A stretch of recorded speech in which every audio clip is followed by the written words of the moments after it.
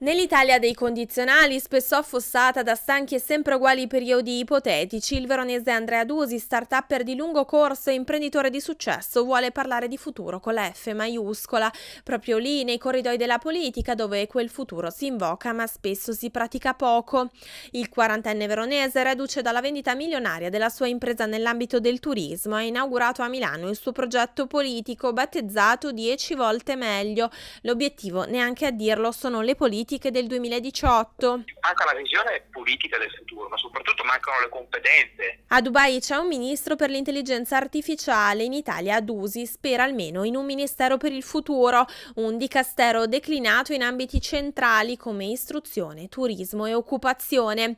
Ad affiancarlo nell'avventura politica un pool di imprenditori, studenti e ricercatori. Siamo una squadra di 400 persone che sono professionisti, che sono manager, start-up, imprenditori, scienziati, innovatori, tutti che hanno competenze e storie di successo alle spalle. Una volta uno studente gli ha detto che ha paura del futuro perché sa che dovrà accontentarsi. Da lì è nata l'idea, che si è fatta a progetto, per rivoluzionare a 360 gradi il sistema, affrontando temi di un'attualità imperativa, storpiati e poco capiti dalla classe politica.